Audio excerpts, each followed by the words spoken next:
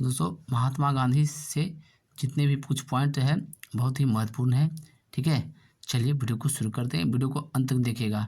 ठीक है, महात्मा गांधी का बायोग्राफिक है, इसमें सभी कुछ इंपॉर्टेंट पॉइंट है जो आपको याद करने की ज़रूरत पड़ सकती है। ठीक है, ठीक है, कोई भी एग्ज़ाम के लिए ये सभी बहुत ही महत्वपूर्ण है। ठीक है, या जानकारी के लिए भी ज़रूरी है। ठीक है, तो चलिए शुरू करते हैं वीडियो को। महात्मा गांधी के बायोग्राफी। ठीक है, देखिए मोहनदास करमचंद गांधी, ठीक है, का जन्म 2 अक्टूबर 1869 को भारत के पश्चिमी तट पर एक तटीय शहर पोरबंदर में हुआ था। ठीक है, पोरबंदर उस समय बम्बई प्रेसिडेंसी ब्रिटिश भारत के तहत एक छोटी सी रियासत काठियावाड़ में एक कई छोटे राज्यों में से एक था।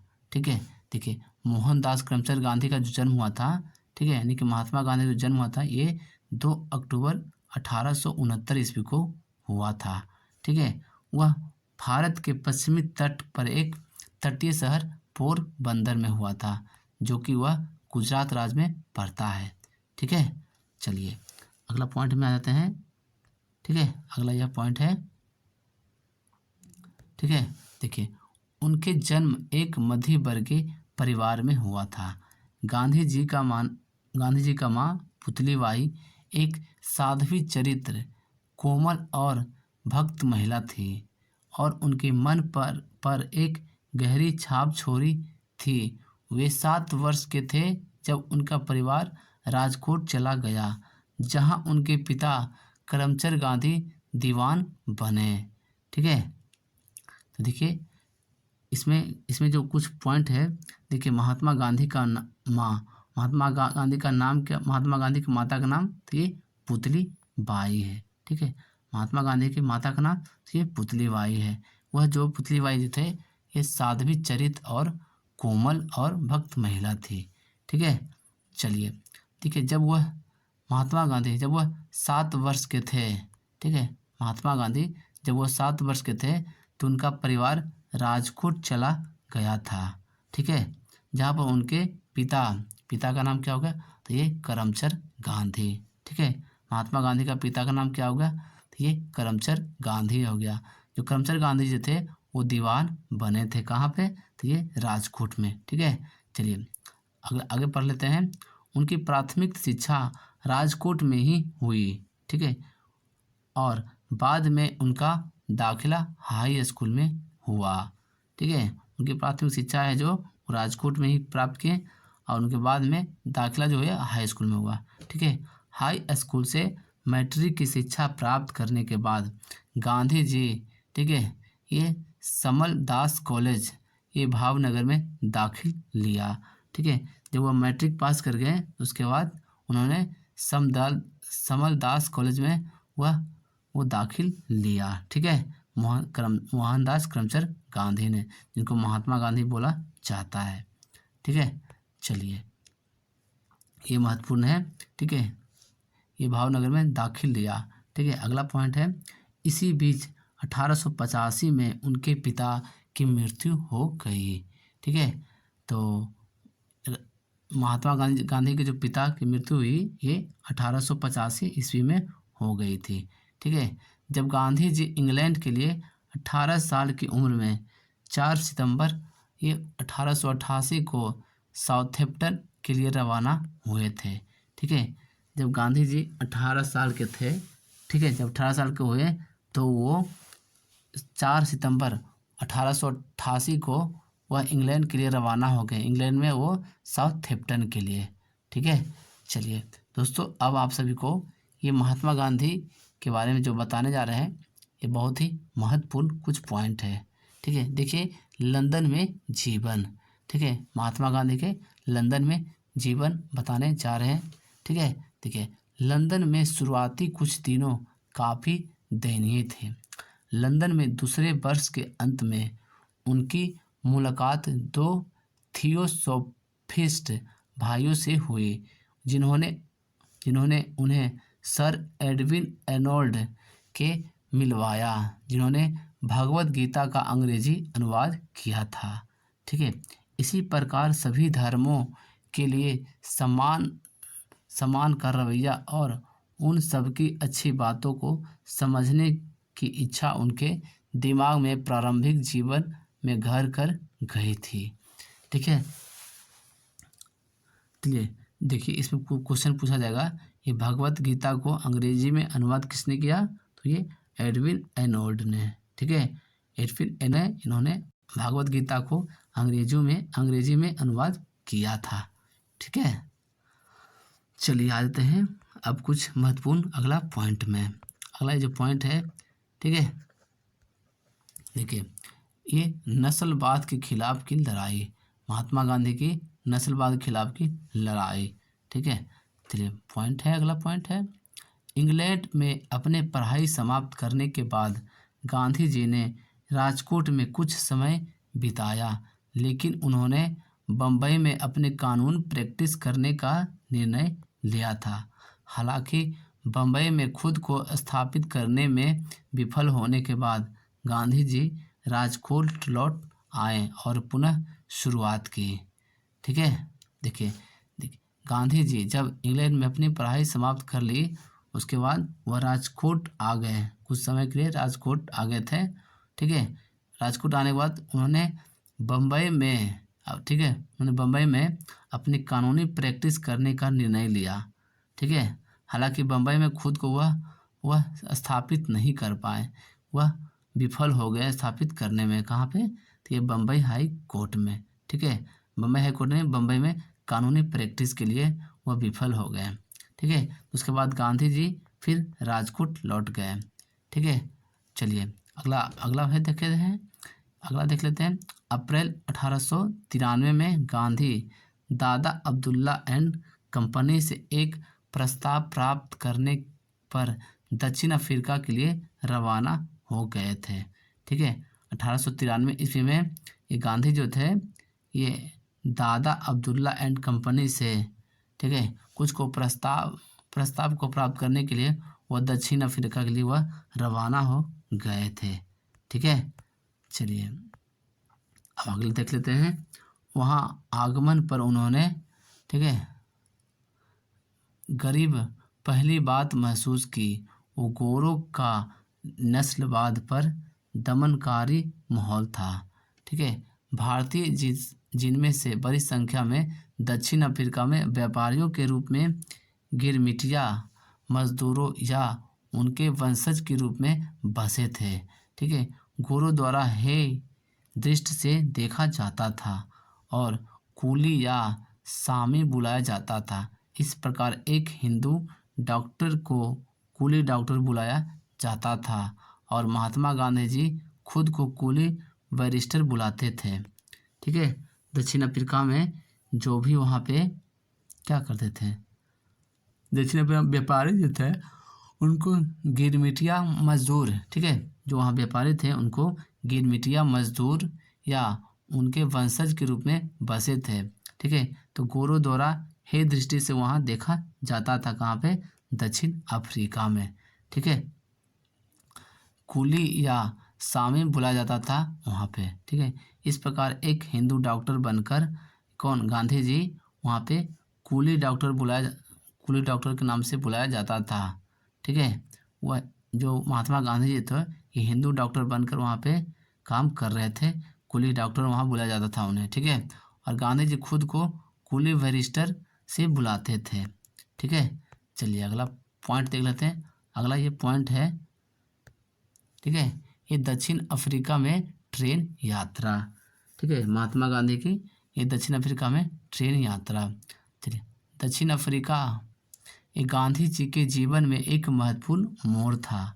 ठीक है, यहाँ उनका सामना कई असामान्य अनुभव और चुनौतियों के साथ हुआ, जिसने गहराई से बापू के जीवन को बदल दिया। ठीक है, वही ऐसा जो समय था जब दक्षिण अफ्रीका में, ठीक है, एक मोड़ आया जहाँ पर उनके जीवन को बहुत ही बदल दिया। कहाँ पे? दक्षिण अफ्रीका ट्रेन यात्रा के करते समय। ठीक है, चलिए गांधी जी व्यापारियों दादा अब्दुल्ला के लिए कानूनी सलाहकार के रूप में सेवा करने के लिए 1893 ईस्वी में डरबन में आए थे। ठीक है, देखिए जो महात्मा जो गांधी थे 1893 ईस्वी में, ये 93 ईस्वी में डरबन वो आए थे। वो किस लिए आए थे? वो गांधी जी व्यापारी दादा अब्दुल्ला के लिए आए थे। ठीक है, और वो भी कानूनी सलाहकार के रूप में वह आए थे। ठीक है, डरबन पहुंचे थे 1893 ईस्वी में। ठीक है, चलिए देखिए, दक्षिण अफ्रीका में बापू के काम ने नाटकीय रूप से उन्हें पूरी तरह से उन्हें बदल दिया। जहां उन्हें आमतौर पर काले दक्षिण अफ्रीकी और भारतीय पर होने वाले भेदभाव का सामना करना पड़ा। डरबन में एक दिन अदालत में मजिस्ट्रेट ने उनसे पगड़ी कहा, जिसे गांधी जी ने इनकार कर दिया और अदालत से चले गए थे। ठीक है, देखिए जब वो कानूनी कर रहे थे कौन, गांधी जी, तो वहाँ कहाँ, दक्षिण अफ्रीका। ठीक है, दक्षिण अफ्रीका में वो भारतीयों पर भेदभाव का सामना करना पड़ता था। ठीक है, तो डरबन में एक दिन अदालत का काम चल रहा था। ठीक है, डरबन में तो महात्मा गांधी जी को, वो वहाँ के मजिस्ट्रेट थे, उन्हें पगड़ी हटाने को कहा, लेकिन गांधी जी ने अरे थे कि हम पगड़ी नहीं हटाएंगे। उन्होंने इनकार कर दिया। ठीक है, इनकार कर दिया कि हम पगड़ी नहीं हटाएंगे। तो वहाँ का जो मजिस्ट्रेट था वो बोला था पगड़ी हटाने के लिए, लेकिन महात्मा गांधी इनकार कर दिया।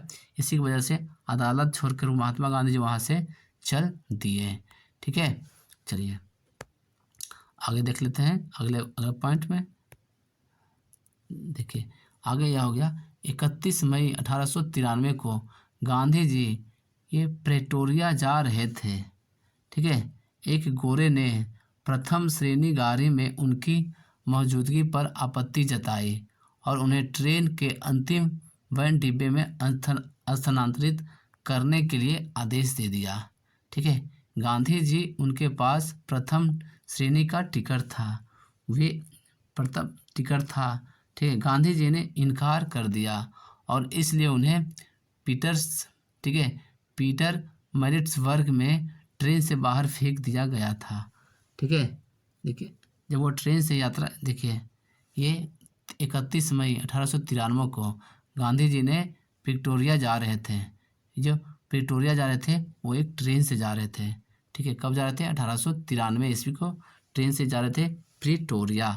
ठीक है, तो वहाँ पे एक, जिस डिब्बे में बैठे थे गांधी जी, वहाँ पे एक गोरे थे, यानी कि एक अंग्रेज थे। ठीक है, तो प्रथम श्रेणी का टिकट गोरे के पास भी था और महात्मा गांधी के भी पास था एक प्रथम श्रेणी का टिकट। ठीक है, तो गांधी जी थोड़ा काले थे। ठीक है, तो जो गोरे था उसको उन्होंने अपचित कुछ बात किया, बताया होगा ये। ठीक है, कि तो महात्मा गांधी को उन गोरे ने ये ट्रेन के अंतिम वैन में बिठा भेजने का आदेश दे दिया। ठीक है, महात्मा गांधी को ट्रेन के अंतिम डब्बा में चले जाइए, लेकिन महात्मा गांधी ने इनकार कर दिया। ठीक है, इसलिए कि उनके पास प्रथम श्रेणी का टिकट था। ठीक है, इनकार करने के बाद तो उसके बाद उन्हें महात्मा गांधी को पीटर मैरिट्सबर्ग में उन्हें ट्रेन से बाहर निकाल दिया गया। ठीक है, कहाँ पे? तो ये पीटर मैरिट्सबर्ग में। ठीक है, महात्मा गांधी को ट्रेन से बाहर फेंक दिया गया। ठीक है, तो स्टेशन के प्रतीक्षालय में सर्दी में रात भर कांपते रहे बापू ने। ठीक है, तो दक्षिण अफ्रीका में ही रहने और भारतीय एवं अन्य लोगों के खिलाफ ये नस्लीय भेदभाव से लड़ने के लिए महत्वपूर्ण निर्णय लिया। ठीक है, तो जब महात्मा गांधी, ठीक है, जब उनको ट्रेन से बाहर फेंक दिया गया उस समय ठंड का मौसम था। ठीक है, और रात भर स्टेशन पे कांपते रहे। ठीक है, दक्षिण अफ्रीका में जितने भी भारतीय लोग रहते थे, ठीक है, भारतीय लोगों के खिलाफ ये नस्लीय भेदभाव लड़ने के लिए एक महत्वपूर्ण निर्णय किया महात्मा गांधी ने। ठीक है, चलिए अगला देख लेते हैं। इसी संघर्ष से उनका अहिंसक प्रतिरोध अपने अद्वितीय संस्करण सत्याग्रह के रूप में उभरा। आज गांधी जी एक कांस्य प्रतिमा शहर के केंद्र में चर्च स्ट्रीट पर खड़ी है। ठीक है, एक वहाँ पे काशी का प्रतिमा है महात्मा गांधी के, कहाँ पे, तो दक्षिण अफ्रीका में। ठीक है, चलिए अगला देख लेते हैं। दक्षिण अफ्रीका में इस दूसरी अवधि के दौरान गांधी जी ने जीने के तरीके में ये अमूल परिवर्तन आया। ठीक है, गांधी जी अमूल परिवर्तन आ गया था। ठीक है, उन्होंने अपनी इच्छाओं और खर्चों में कमी शुरू की। ठीक है, वे स्वयं अपने धोबी बने, अपने कपड़े खुद इस्त्री की, यानी कि खुद कपड़े धोएं। ठीक है, अपने बालों को खुद काटना सीखा स्वयं। ठीक है, स्वयं की मदद से संतुष्ट न होकर उन्होंने एक चैरिटेबल अस्पताल में 2 घंटे के लिए काम भी किए। ठीक है, देखिए ये 2 घंटे के लिए एक कंपाउंडर के तौर पर काम भी किया। ठीक है, देखिए महात्मा गांधी जी ने इतना मेहनत किए, उन्होंने अपने कपड़े धोए। ठीक है, अपने धोबी बने, अपने कपड़े धोए, खुद स्त्री बने। ठीक है, अपने बालों को खुद काटना सीखा और स्वयं की मदद से संतुष्ट न होकर उन्होंने एक चैरिटेबल अस्पताल में 2 घंटे के लिए कंपाउंडर के रूप में काम किया। ठीक है, उन्होंने नर्सिंग और दाई के काम पर भी किताबें पढ़ी। ठीक है, 1899 में जब बोर युद्ध छिड़ा तब उन्हें डॉक्टर बूथ की मदद से 1100 भारतीय स्वयंसेवकों का एक एम्बुलेंस दल तैयार किया। ठीक है, इनकी सेवाएं सरकार को प्रदान की। ठीक है, इसकी सेवाएं जो थी वो सरकार को प्रदान की। गांधी के नेतृत्व में इस दल ने महत्वपूर्ण सेवाएं दी। गांधी को सबसे खुशी इस बात से हुई कि भारतीयों ने भाइयों के रूप में काम किया। ठीक है, महात्मा गांधी को खुशी जब हुई जब बोर युद्ध हुआ था 1899 ईस्वी में, बोर का युद्ध हुआ, तब उन्होंने 1100 भारतीयों को उन्होंने बचाया। ठीक है, तो इसी महत्वपूर्ण वजह से वह अपने आप को खुशी में वो अपने आप में खुश हुए। ठीक है, हम अपने 1100 भारतीय को बचाएं। ठीक है, चलिए आगे देख लेते हैं कुछ महत्वपूर्ण। ठीक है, तो वो भारतीय भाइयों के रूप में काम किया और धर्म, जाति या संप्रदाय के पूर्वाग्रहों से ऊपर उठकर एक साथ खतरे का सामना किया। ठीक है, चलिए दोस्तों हम इतना मेहनत करते हैं तो आप कुछ मेहनत कीजिए, वीडियो को लाइक कर दीजिए।